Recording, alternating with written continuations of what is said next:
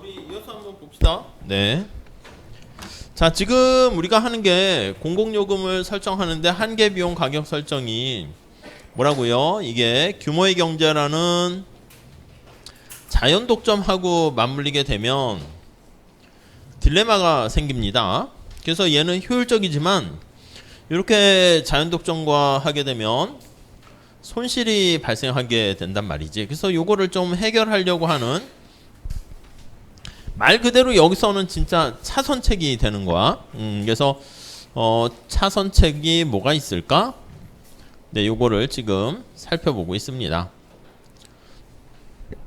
그래서 첫 번째 차선책, 아까 본 것처럼 됐어, 공적자금 세금으로 해. 되게 손쉬운 방법이죠. 근데 이제 또 다른 비효율성을 이야기할 수도 있다고 그랬고, 두 번째는 AC 프라이싱을 이렇게 설정하는 겁니다. 평균 비용 가격 설정을 하게 되면 약간의 효율성 상실은 발생하지만 손실은 제거할 수 있고요. 세 번째는 가격을 차별하자, 이렇게 차별적인 가격을 설정하자라는 것인데, 우리가 이제 먼저 본 거는 이제 2급 가격 차별 이렇게 살펴봤어요. 그리고 이제 완전히 뭐 똑같은 개념은 아니지만 비슷하게 봐서 1급 가격 차별, 그래서 이제 소비자 잉여를 전부 다 가입비로 받고 나머지는 또 한계 비용 설정으로 사용료로 얘기하는 거죠.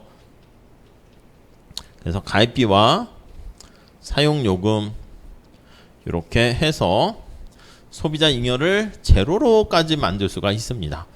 자, 그 다음 살펴보는 게 이제 3급 가격 차별. 요거는 이제 여기 나와 있는 램지 가격 설정하고 이제 비슷하다라고 보시면 되겠습니다. 램지 룰 이렇게요.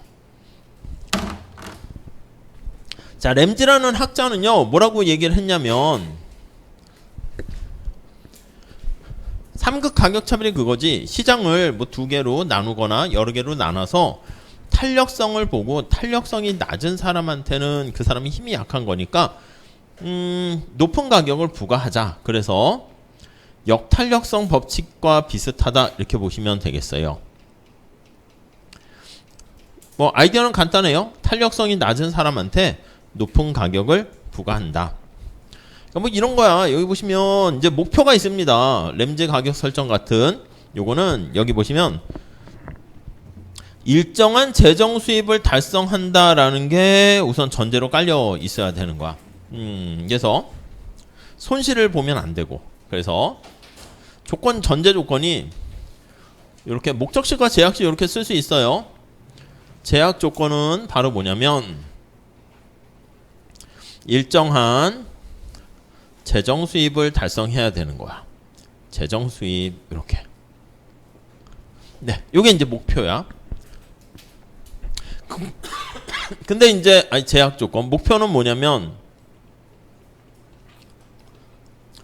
우리가 효율성 상실 같은 거, 아주 효율적이다라고 하면 이제 비효율성을 제로로 하는 게 제일 좋은데 그거는 사실 쉽지 않습니다. 그래서 목표는 그래 비효율성 발생할 수밖에 없으면 초과 부담이라 할게. 비효율성이라 보시면 돼. 비효율성을 최소화한다 이렇게 보시면 되겠어요. 그러니까 뭐 예를 들면 여기 어떤 사람이 취업을 했는데 험상궂게 생겼네. 이렇게 취업을 했어요. 이름은 깍두기예요. 깍두기. 예, 이 취업을 이쪽으로 했네. 운동도 많이 해서 왕자도 있고 무섭게 생겼어요. 얘가 이제 깍두기를 취업했는데 영화 같은 데 보면 맨날 이렇게 뭐 일당 하루에 한 달에 뭐 이렇게 삥을 뜯어 와야 되나 봐. 그래서 여기다가 주머니에 이렇게 바구니에다가 돈을 이렇게 뜯어 가야 돼. 뭐 한 달에 만약에 100만 원 이렇게, 아니면 하루에 100만 원, 센 깍두기네. 이렇게 수금을 해야 돼. 자, 그러면 이 100만 원이라는 최소한의 목표를 이게 달성을 해야 되는데 지나가는 예를 드는 겁니다. 사람들 중에서 이렇게 이제 겁이 많게 생긴 어떤 여자분이 있어요. 이렇게 힘이 좀 약해 보이고 이렇게. 여기는 또 이렇게 무섭게 생긴 쌍칼 같은 칼자국이 막 있고 이런 험상궂은 애가 있어. 얘도 막 이렇게 머리도 이렇게 막 세우고. 얘는 옆 동네 깍두기인지 모르겠는데 왕자도 많어. 그래서 뭐 여기저기 왕자야 불긋불긋 막 이렇게 있어. 여러분들 생각할 때 100만 원을 수금할 때 얘 입장에서는 가장 손쉽게 희생하지 않으면서 수금하는 방법은 공평하게 50만 원씩 수금하는 거예요. 저기 50만 원 내놔 이렇게 50만 원 내놔 이렇게. 아니지. 이렇게 하면 힘들잖아. 이 사람은 이제 아이고 하고 무서워하고 딱 줄 수는 있는데 이 사람은 넌 뭔데? 나 깍두기야. 그러면 나도 깍두기. 이렇게 해서 피 터지게 싸우게 되면 이게 고통스럽다고 이제 이 힘들다고. 어떻게 하는 게 제일 좋습니까 하면 그러니까 간단해. 약자에게 강하고 강자에게 피곤한 모습을 보이는 거야. 이 사람한테 돈 내놔 해가지고 이제 99만 원 이렇게 뜯어내고 이 사람한테는 비굴하게 하는 거지. 형님 10,000원만 빌려주세요. 제가 차비가 없어서 이렇게 이 불쌍한 녀석 하고 깍두기구만 하고 이렇게 딱 10,000원을 줄 수 있겠죠. 그러니까 이 목표 달성 100만 원을 달성할 때 최소한의 재정 수입을 해야지. 지금 손실이 발생했으니까 어떤 식으로 하면은 손쉽게 자기의 희생을 가장 이렇게 적게 하면서 달성할 수 있을까? 요걸 생각하는 거야. 지금 얘기한 것처럼 이게 바로 역탄력성 법칙이야. 우리 경제학에서 탄력성이 작다라고 하면은 그게 필수제 같은 경우가 그러고 힘이 없다는 뜻이잖아. 조세를 부과할 때도 탄력성이 작은 사람이 조세 회피 능력이 떨어지기 때문에 조세 부담을 많이 지게 됩니다. 자, 그래서 여기 우선 첫 번째 가정이 일정한 재정 수입을 달성해야 된다라는 조건과 그리고 두제와 XY 간에 이렇게 교차 탄력성이 빵이다. 서로 관련 없는 걸로 합시다. 그럼 안 그러면 이제 식이 복잡해지니까 심플하게 아이디어를 전달하기 위해서 그런 거예요. 자, 식은 여기 나와 있는 거예요. 그렇기 때문에 이걸 램지의 역탄력성 가격 설정 방식이다. 이렇게 보시면 되는데 요걸 다시 정리하게 되면 자, 이게 X산업에서의 탄력성이 Y산업보다 탄력성이 작다 이렇게 되면은 그러면 탄력성이 작은 X산업의 가격을 Y산업보다 더 높게 해야 된다. 뭐 그냥 끝입니다. 끝. 이거를 우리가 식으로 거기 좀 복잡하게 해놨는데 식을 보면 한계 비용보다 가격을 높이 책정할 수 있을수록 우리가 독점에 가까운 거잖아. 그래서 요거 X 여기는 Y야. X에만 초점 맞추세요.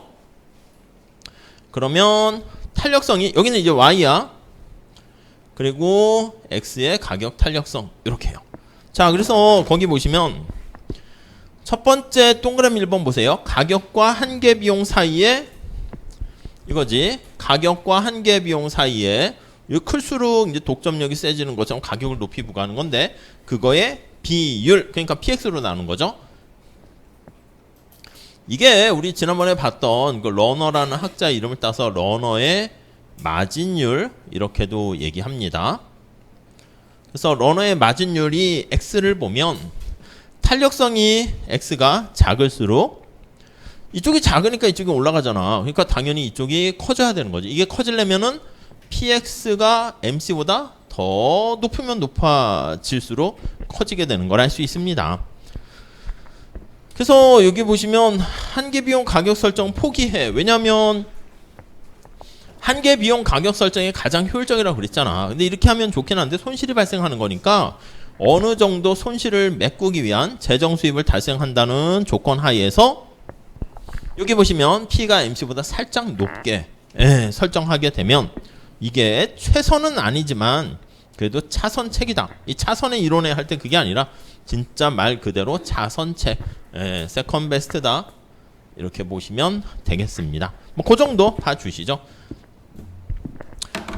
그러니까 얘가 탄력성이 높아가지고 무한대가 될수록 어떻게 돼? 이게 만약에 X제 탄력성이 무한대이면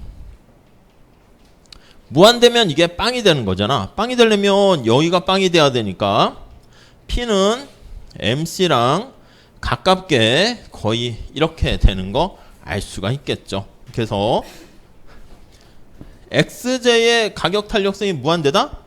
엑스제 소비하는 사람들이 굉장히 힘이 센 거야. 그러니까 이제 걔한테 가격을 MC보다 높게 부과할 수가 없게 되는 거죠. 뭐 그 정도 봐주시죠. 역시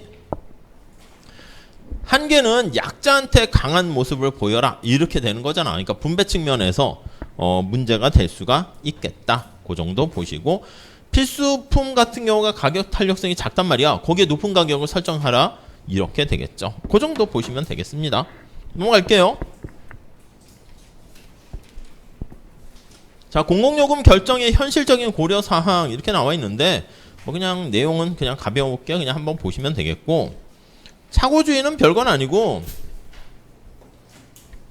그 이중구 교수님 재정학 책에 보면 요런 얘기가 있어가지고 그냥 가져왔어요. 그래서 뭐 우리가 이제 공공요금 같은 거 얘기할 때 우선 처음 시작할 때 얘기했는데 주목적이 뭐라고요? 저소득층을 도와주는 게 주목적은 아니라고. 그러니까 도와주는 효과는 있는데 저소득층 도와주려면 왜 지하철 버스 요금을 싸게 해? 차라리 그건 비싸게 놔두고 돈으로 직접 도와주면 그걸로 빵도 사 먹고 딴 걸 선택할 수 있잖아. 근데 공공요금이 낮을수록 더 좋다는 잘못된 인식이 자리잡고 있는데 이게 나쁜 뭐 높을수록 좋다는 의미는 아니고, 현재 우리나라 공공요금은 싼 편에 속하나 이건 좀 옛날 책의 버전에서 나와 있는 거긴 하지만 공공요금을 약간이라도 올리려는 기색을 보이면 언론에서 그 서민 생계에 부담이 된다고 무작정 떠들어댄다고 볼 수 있는데 이거는 잘못된 거다. 이렇게 얘기를 하세요. 그래서 아니 그러면 공공요금을 비싸게 해서 서민 생계 힘들게 하란 말이야? 그 뜻이 아니고, 그러니까 서민을 도와주는 여러 가지 방법이 있는데 아까 얘기한 것처럼 지하철 공짜 이렇게 되면 지하철을 많이 탈수록 혜택을 보게 되니까 탈 필요가 없는 사람들도 막 그걸 탄다고. 차라리 도와주는 금액이 정해져 있으면 우리 전에 얘기한 것처럼 선택의 폭을 다양하게 할 수 있는 그냥 현금으로 주는 게 제일 좋다. 이렇게 생각하시면 되겠습니다. 자, 그 정도 정리하시고 마무리할게요. 이 파트는. 자, 넘어가고 쇼마침. 자, 그리고 지방재정 한번 보도록 할게요. 아이고.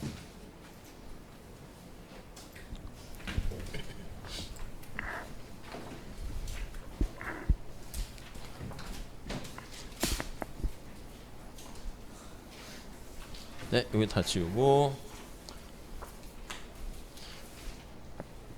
벌써 다음 주가 기말고사예요. 그래서 기말고사는 중간고사랑 비슷하게 합시다. 중간고사랑 비슷하게 하고 범위는 누적으로 하지 않고 당연히 중간고사 이후. 그럼 어디부터죠? 중간고사 이후면? 기억나세요? 다시 기억을 되돌리셔야 되겠지? 어디부턴가? 여기서 결정하죠. 잘못 알려주면 시험 범위가 잘못될 수도 있겠네. 잘 알려주세요. 어디에요? 아, 그래요? 아, 그거는 사장 그것도 할까? 그럼 넘어갈까? 좋아요. 그럼 소득분배부터 하죠. 깔끔하게. 몇 장이야 소득분배가? 6장이요. 좋아요. 6장서부터 오늘 진도 나가는 데까지 지방재정 조금 나가고 해보도록 할게요. 지방재정 다 끝낼 수도 있겠는데. 문제 스타일은 그냥 객관식으로 하죠. 객관식. 문제 스타일은 객관식 이렇게요. 객관식으로 하고, 제가 이게 절대평가가 가능한 것 같아서 가능한 한 여러분들에게 점수를 퍼주려고 하거든요. 그래서 지난번에 말씀드린 보너스 문제를 하나 넣을까 해요. 보너스 주관식. 그래서 주관식을 넣어서 저는 이렇게 공부를 많이 했는데 객관식이 허를 찌르는 이상한 데서만 나왔네요. 이래가지고 하는 경우는 이걸 열심히 쓰면 좋지 않을까 해요. 그래서 점수를 주려고 뭐 이렇게 막 고민하는 거예요. 근데 이렇게 할게. 제가 경제언론 수업을 하는데 경제언론도 사실은 원래 요즘 많이 없어졌지. 옛날엔 조별 과제도 하고 뭐 공공지방제와 관련한 뭐 이렇게 뭐 팀 프로젝트도 하고, 근데 사실 그러면 이제 뭐 장단점이 있긴 한데 요즘은 이제 많이 그런 것들도 이제 없어지고 뭐 그렇게 된 것 같아서 우리도 하진 않았잖아. 그래서 우리가 거기 아이캠퍼스 들어가 보면 토론방이 있거든요. 토론방. 우리가 시험때가 이제 가까워지면 이제부터 여러분들이 공부를 슬슬 할 수 있을 거야. 그럼 공부하다 보면은 질문사항이 있을 때 저한테도 하기도 하지만 뭐 같이 하면 좋지 않을까 해서 토론방에다가 기말 시험을 같이 공부하는 요런 나와 같이 하자 이거지. 여러분들과 같이 하는 거야. 요런 방을 하나 만들게요. 만들면 오늘 만들게. 여기다가 궁금한 거 있으면 질문을 올려주세요. 질문을 올려주세요. 업로드를 해주세요. 그러면 이제 공부를 한 친구 중에서 여러분들이 딱 봐서 저건 내가 알겠는데 해서 여기다가 답변을 다시면 요 답변에 이렇게 많이 달수록 제가 보너스를 줄게요. 몇 점입니까? 그건 잘 몰라. 그거는 잘 모르고 이제 답변의 그 뭐 퀄리티나 이런 것도 봐야 되니까 요렇게. 그래서 우리가 요거는 없는 걸로 할게요. 이게 경제학 원론에서 이거 했더니 왜냐면 객관식 우리가 문제 몇 개 안 되는데 이거 주관식 쓰려면은 시간이 되게 많이 이렇게 걸리니까 그래서 객관식을 우리가 몇 문제 봤지? 30문제 봤나요? 대략? 그러니까 30문제 보면 한 30분 이렇게 될 수 있는데 거기다가 이것까지 하려면 또 뭐 더 시간 아니면 이거 쓰다가 객관식을 막 대충 3번 찍고 막 이런 일이 발생하더라고. 어차피 나는 객관식은 긁는 것 같아. 3으로 찍고 보너스나 노리자 이렇게 될 것 같아서 그래서 요거 대신에 여기 대신 이렇게 할게요. 질문을 올려도 보너스 점수를 줄게요. 날씨가 좋으네요. 뭐 이런 거 있죠. 밖에 지금 이런 거 하시면 안 돼. 밖에 지금 비가 오나요? 이런 질문 하시면 안 되고 공부한 뭐 질문하면 이거에 대한 제가 무슨 뭐 정성적인 평가를 하진 않고 개수 양을 많이 올리면 좋겠어요. 아셨죠? 양을 많이 올리면 보니까 우리 경제 원론 할 때도 많이 올리더라고. 많이 올리고 또 질문 올리니까 답변 나니까 또 감사합니다 올리고 막 해가지고 막 개수가 되게 많이 되던데 뭐 그렇게 보시면 되겠어요. 그리고 제가 시험 전날쯤에 문제 내기 전에 한번 들어가가지고 뭐 해결이 안 된 문제 있나 해서 있으면 제가 또 답변 달고 뭐 그런 식으로 할게요. 아셨죠? 우선 문제 스타일 질문 있으세요? 그냥 지난번 같이 그냥 객관식으로 해서 사지선다 오지선다 하고 이번에는 책에 있는 거 제가 설명드린 거 중심으로 해서 쉽게 낼 테니까 강의 필기한 거 중심으로 이렇게 보시면은 뭐 다 맞출 수 있지 않을까 합니다. 그래서 우리 목표를 100점으로 하시죠. 아셨죠? 이렇게. 자, 시간은 우리가 뭐 이렇게 복사하는 시간도 좀 필요하니까 10시부터 하죠. 10시부터 어떠세요? 10시부터 해가지고 30문제면 한 대략 한 30분 40분 이렇게 주면 되지 않을까 합니다. 10시부터 해가지고 이렇게 해볼까 생각 중입니다. 질문사항 있으세요? 질문사항 자리는 그냥 여기 강의실에서 하면 되겠죠. 뭐 분반을 하거나 뭐 그런 것까지는 아니겠죠. 그래서 그냥 이렇게 하고 컨닝하지 마시고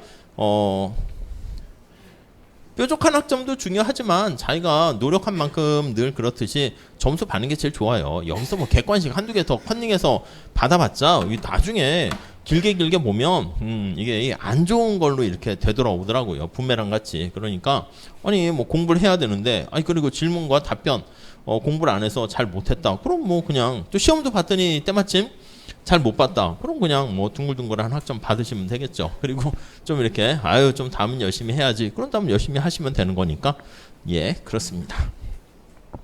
자, 그러면 이렇게 하시고요. 진도를 나가야 되겠습니다. 진도를 우리가 키고 있나? 키고 있지?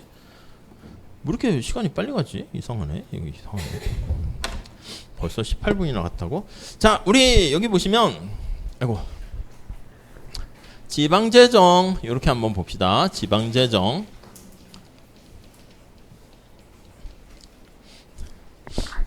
자, 우선 지방재정의 개념 볼게요. 지방자치단체 이런 것들 우리가 이제 많이 하잖아. 왜냐면 여기 중앙정부가 여기서 만약에 이렇게 있다 그러면 주민들의 선호를 니즈를 다 충족시키기가 어렵습니다. 그렇기 때문에 여기 지방에 각각의 지방정부가 있게 되는 거죠. 그래서 여기는 지방정부 그리고 여기는 중앙정부 이렇게 됩니다. 네, 이렇게요. 자, 그래서 중앙정부가 지방정부보다는 뭐 장단점이 있는 거야. 근데 지방정부는 주민들의 니즈를 잘 파악할 수가 있어요. 그래서 먼저 특징 좀 몇 개 볼게요. 자, 오른쪽에 보시면 다양성. 그렇지. 선호를 다 잘 반영하게 돼서 지방정부가 주민들이 원하는 서비스를 제공해서 다양한 서비스를 제공하는 지방정부로 거듭나게 되고요. 근데 또 문제가 있어요. 돈이 없어 의존성이라고 합니다. 중앙정부에게 도움을 받습니다. 지방재정조정제도 같이 해가지고 보조금을 많이 받아요. 그 지역성이라고 돼 있습니다. 지역성. 아니 우리 중앙정부가 세금을 걷거나 그러면 내 돈을 세금 냈는데 그 돈이 어디 쓰이는지 잘 몰라. 내가 여기서 세금을 냈는데 저기 부산에 있는 부산 주민들에게 혜택이 갈 수도 있고 제주도에 갈 수도 있고. 근데 여기는 뭐냐면 지방정부가 요거는 세금을 거두잖아. 그래서 조세를 거두게 되면 조세라는 대가에 대해서 내가 직접적인 편익을 누릴 수가 있어. 그 지방에서 세금 거둔 지방세는 그 지역 주민들을 위해서 사용을 해야 되겠죠. 네, 그런 것들 편익과 비용이 매칭이 잘 됩니다. 그 다음에 요것도 응익성.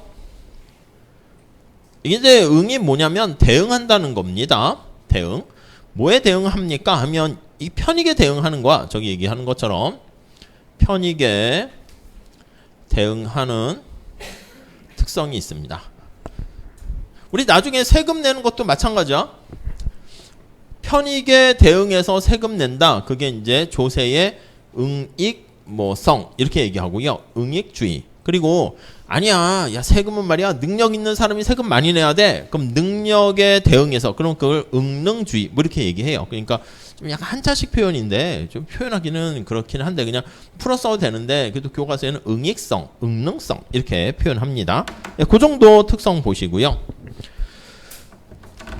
자, 중앙집권제도랑 지방분권제도의 장단점 볼게요. 중앙정부가 이거는 하는 거잖아. 그러다 보니까 첫 번째는 1번에 이게 군대식으로 일사불란하게 신속하게 모든 거를 해결할 수 있어요. 신속하고. 단점은 이제 획일적입니다. 획일적인. 지방정부 같은 경우는 약간 신속하지 못해. 주민들의 의견을 받고 또 주민들의 다양한 니즈를 충족시키다 보니까 획일적이진 않은 특성이 있지만 이 너무 의사결정 속도가 느리게 되는 거죠. 그래서 이제 약간 중앙정부, 지방정부 차이가 있어요. 1번에 보시면 경제안정 측면에서 그치 거기 설명을 보면 지방정부들은 재정통화정책 같은 거 할 수가 없죠. 우리가 말하는 중앙정부만이 재정정책과 통화정책을 실시할 수가 있죠. 물론 미국같이 아주 땅덩이가 크게 되면 이제 뭐 약간 좀 다를 수 있겠지만 우리나라는 그냥 중앙정부가 이걸 다 사용하게 됩니다. 자, 그 다음 두 번째 소득 재분배 측면에서 지방정부는 그건 하기가 좀 어렵습니다. 돈도 없고 약간 효율성이 좀 가까우면 소득 재분배 같은 거는 중앙정부가 좀 더 효율적이다, 효과적이다 이렇게 보시면 돼요. 지방정부가 뭐 뉴스나 신문에서 보시면 다 아시겠지만 여러분들 재정이 열악한 상태가 많다고. 그렇기 때문에 안 그래도 돈이 없는데 어디다가 재분배 쓸 돈도 없지. 그러니까 중앙정부가 직접적으로 재원을 이렇게 도와줘가지고 재분배 효과 그것도 중앙정부가. 그래서 지방정부가 재정도 불균한 경우가 되게 많잖아요. 그래서 중앙정부가 요거는 효과적이다. 특히 거기 보시면 부유한 사람들 같은 경우에는 세금을 때릴 때 우리가 첫날 얘기한 것처럼 사람들이 세금 내기 싫어한단 말이야. 그래서 우리 지역은 세금을 많이 거둡니다. 그럼 사람들이 다 이제 도망 다니는 거지. 세금 낮은 대로. 근데 이제 중앙정부는 이거 대한민국을 떠나지 않는 이상은 우리가 세금 누진세를 피할 수가 없어요. 그래서 누진세 가능. 네, 이렇게 보시면 되겠고. 자, 다음에 거기 보시면 자원배분 측면에서 한번 볼게요. 1번에 보시면 외부성 문제 같은 거. 그치. 외부성과 관련된 이렇게. 그러니까 우리가 이렇게 보시면 돼요. 경제학에 처음 시작할 때 우리가 뭐라 그랬냐면 여기가 이렇게 정부가 이제 기업과 관련된 거야. 이게 어떻게 보면 조직이죠, 조직. 이렇게 약간 메이크할 것인가 아니면 시장의 원리를 사용할 것인가. 그래서 요거 두 개 간에 이렇게 대척점이 있었습니다. 그래서 시장의 장점은 뭐야? 사람들의 니즈와 편익과 이런 선호를 잘 반영하는. 그래서 선호를 잘 반영하고 그런 의미에서 우리가 효율적이다라는 거야. 자기의 선호를 잘 반영해서 배가 고픈 사람한테는 빵을 주고요. 목마른 사람한테는 물을 주고요. 뭐 이렇게 적재적소의 희소한 자원을 배분하는 거지.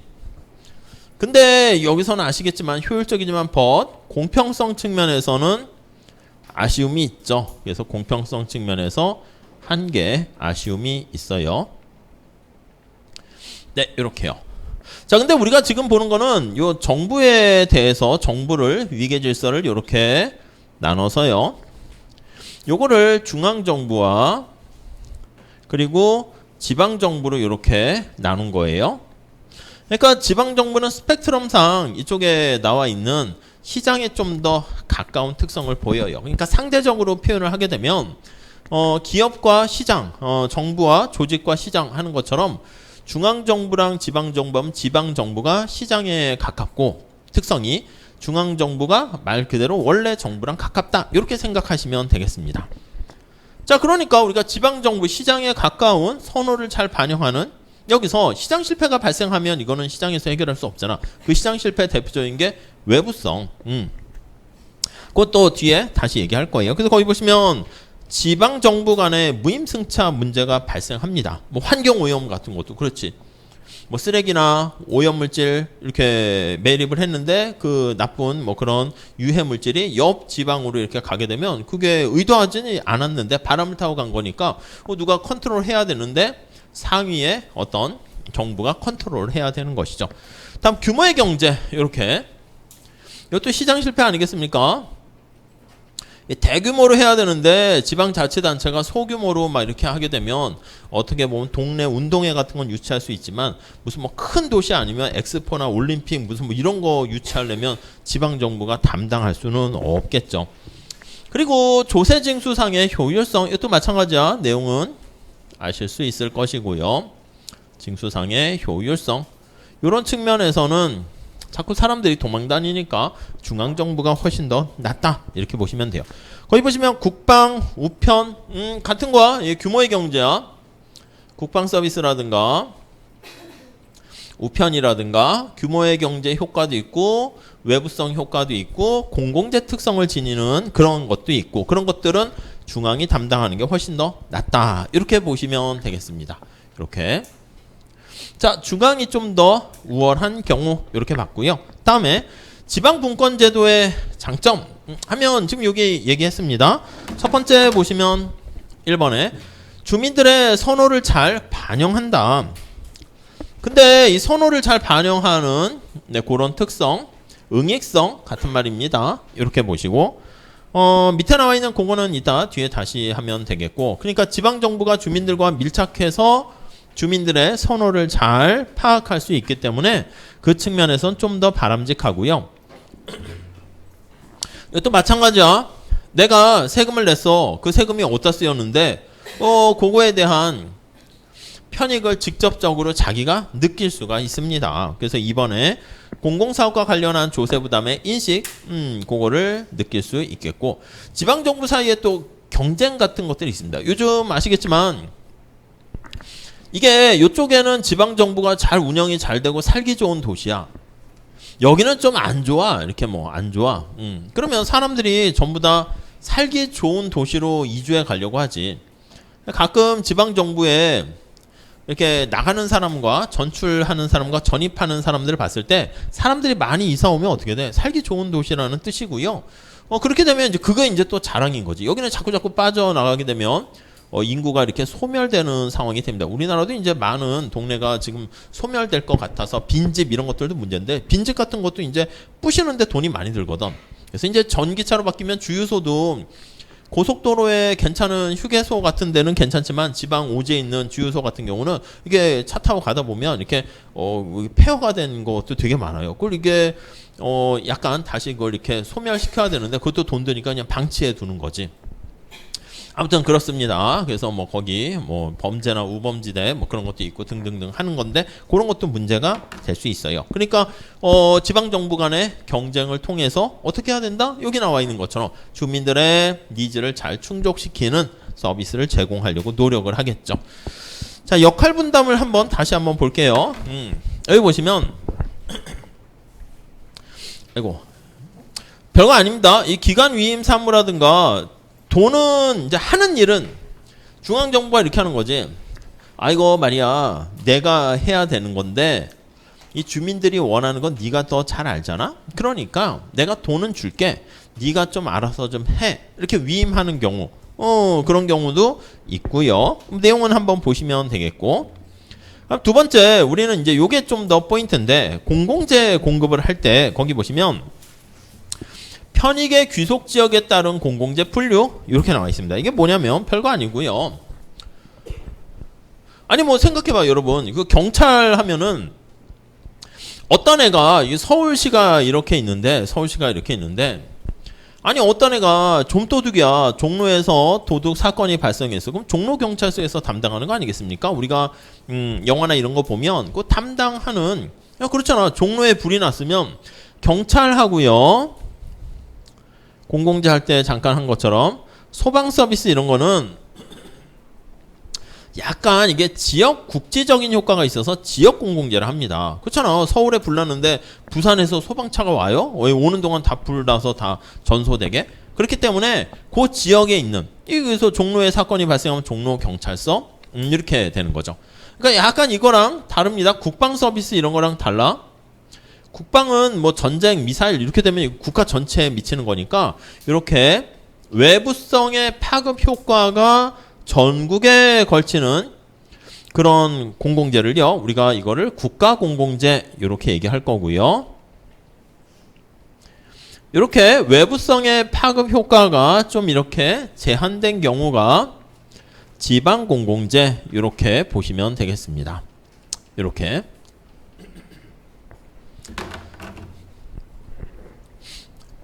그러니까 마찬가지지. 근데 어떤 도둑이 좀도둑이 아니라 막 전국을 막 돌아다니는 궤도 루팡 같이 이렇게 되면 이건 뭐 영화 같은데 광역수사대 해가지고 이게 더 영역을 넓은데 상위 기관에서 담당을 해야 되고 얘가 알고 봤더니 뭐 동남아나 저기 수리남이나 이런 데 가가지고 막 마약까지 하고 막 이렇게 돼. 이러면 어떻게 돼? 이 전 세계 경찰이 한꺼번에 잡아야 되는 인터폴 이렇게 해야 되지 않겠습니까? 그러니까 여기 발생하는 활동이 외부성이 미치는 영역까지 담당을 하게 되는 거예요. 아니 우리 보면 성균관대도 보면은 어떻게 그 학교가 이렇게 있습니다. 성대가 있는데 학교가 이렇게 정원이 아름답습니까? 그래서 아름답죠. 그리고 옆에 뭐 이렇게 뭐 궁도 많이 있고 하다 보니까 아름답게 정원을 꾸렸는데 이거는 첫 번째 학교에서 등록금과 등등 이걸 통해서 성대 학교를 다니는 학우들을 위해서 정원을 가꾸고 이렇게 했단 말이야. 금잔디 광장을 가꾸고. 근데 다른 학교 학생들도 힐링하러, 동네 사람들도 힐링하러 이렇게 막 온다고 해볼게요. 그러니까 이게 종로에 있는데 저쪽 잠실에서도 사람들이 야 우리 힐링이나 하러 갈까? 어디 갈까? 성대공원에 가자. 성대 금잔디를 가자. 뭐 이렇게 더 소문이 나가지고 막 금잔디 광장에 잠시 앉아 있으면 머리가 스마트해지고 힐링이 되고 병이 낫고 이런 소문이 나서 저 부산까지도 막 오고 막 이런다 합시다. 그러면 이건 어떻게 돼요? 성대의 금잔디 광장은 우리들만의 것이 아니라 서울시의 것이고 대한민국 전체의 것이 되기 때문에 국가가 관리해줘야 된다니까. 무슨 말씀인지 아시겠죠? 아니 더 나가서 알고 봤더니 중국이나 일본의 관광객들이 야 경복궁 보면서 찍고 가는 그 뭐 지도나 이렇게 여행 코스 중에 성대 금잔디 광장이 들어가 있다 합시다. 이거 어떻게 돼? 이거는 성대 금잔디 광장이 막 이렇게 축제로 해서 폐허가 되고 이러면 중국 관광객, 일본 관광객이나 저 미국에 있는 관광객도 또 막 화를 내는 거지. 금잔디를 살려놔라. 그럼 이제 이거는 어떻게 돼? 유네스코에서 뭐 아무튼 지정해가지고 전 세계가 이렇게 보호를 해야 되죠. 외계인이 자꾸 나타나 비행 접시 해가지고 외계인이 막 힐링할 때 금잔디 광장을 한번 바라보고 다시 화성으로 돌아가고 이러면 ET 같은 외계인한테도 야 화성인한테도 너 힐링 시켜줬으니까 돈 내. 이거 안 그러면 이거 폐허되면 너도 손해야. 이렇게 되면 이 우주가 관리해야 될 뭐 그렇게 되는 거예요. 무슨 말씀인지 아시겠습니까? 자 그러니까 우리가 공공재의 편익의 범위가 어디까지 가는가?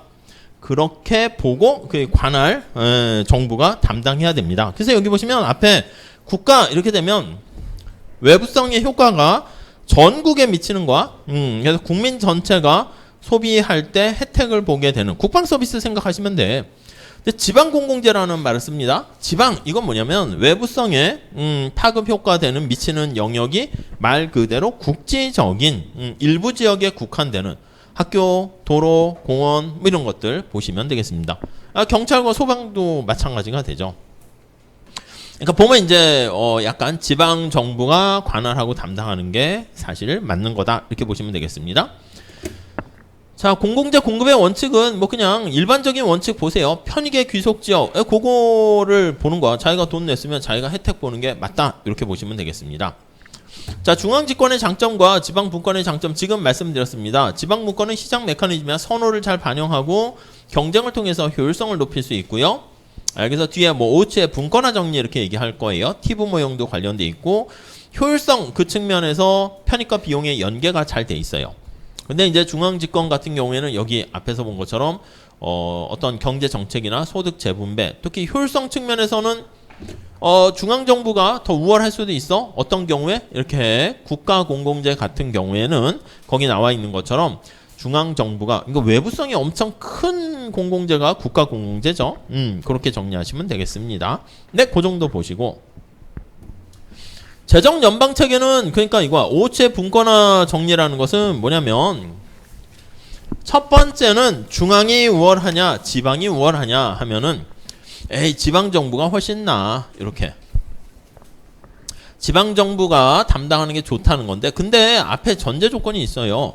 중앙정부가 가지고 있는 장점은 이렇게 규모의 경제 같은 거거든. 규모의 경제 아까 본 것처럼 대규모로 생산할 때 대규모로 생산 시 비용이 하락하거든. 코스트가 특히 평균 비용이 하락한다 이렇게 볼 수 있는 건데 그걸 지방이 담당할 때는 비용이 많이 든다고요. 근데 여기 앞에 보시면 전제 조건이 어느 단계 정부가 생산을 하던 똑같은 비용이 든다면 그러니까 이제 비용의 효과가 없다면 그러면 기본적으로 얘는 비용의 효과가 장점인데 이게 없다면 당연히 편익을 잘 반영하는 지방정부가 우월하다. 뭐 그렇게 나올 수 있겠죠. 끝입니다. 그게 기본이에요.